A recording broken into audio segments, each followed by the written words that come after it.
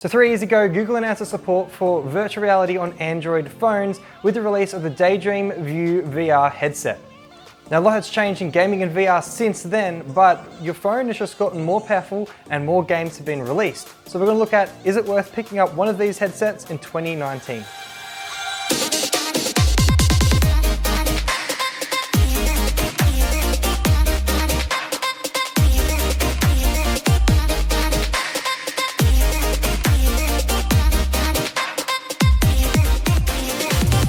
This is the Google Daydream View VR headset. It's covered in a soft touch fabric material and includes a remote, which really makes it stand out on the market from a lot of other mobile VR headsets. The remote allows you to interact with games, so you could be flipping pancakes on a beach in paradise, unlike a complete normie in your kitchen.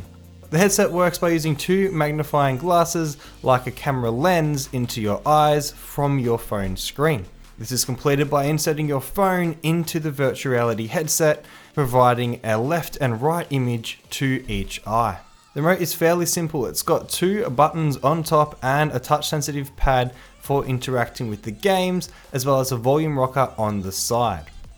So one thing you can do with your phone is cast your screen to a Chromecast. So I'm just going to put up what I see on the TV here for you guys.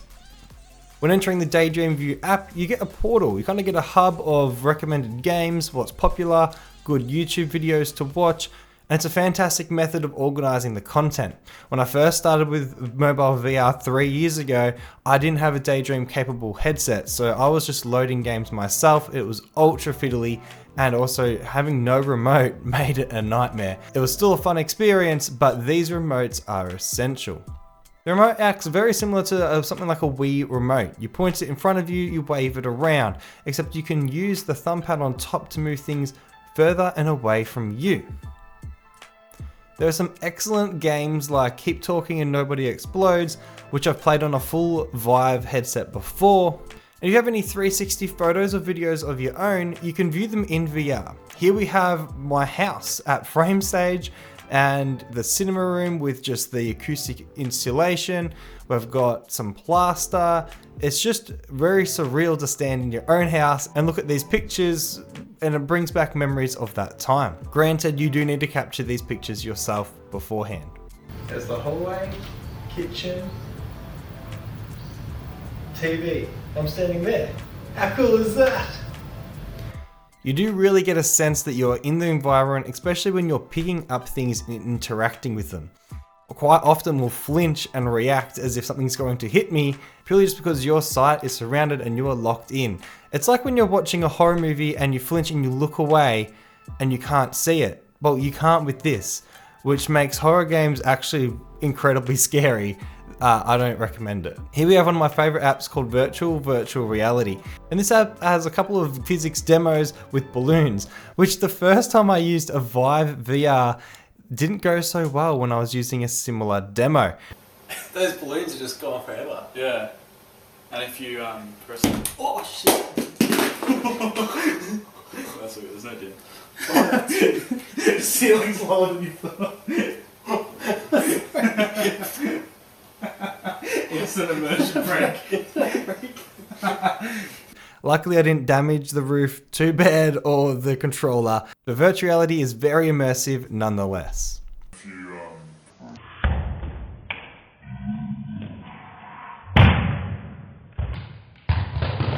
You can get apps that make it look like you're in a cinema. You can put a video on the big screen, kick back and relax.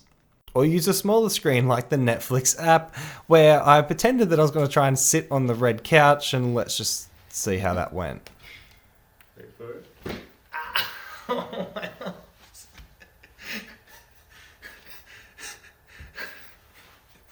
God. Yeah, that's the armrest. That's very solid. So would I recommend something like the Daydream VR headset? Yes, they're a great way to break into the VR market without breaking your bank. They provide many hours of fun and entertainment and full immersion in virtual reality gaming. The remote that comes with a Daydream VR headset is essential because it allows you to have interactivity with games. If you're new to the channel, this is Bruce and I'm Cam. This is how we do our outro on the couch. But there's something new you would have noticed in the bottom corner. Let me just bring it out for you. Start vacuum. Okay, starting the robot vacuum.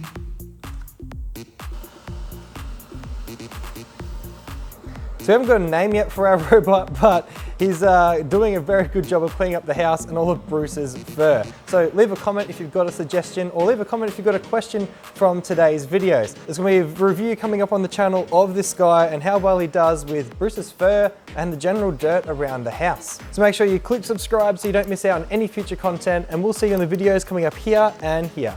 All right, see ya.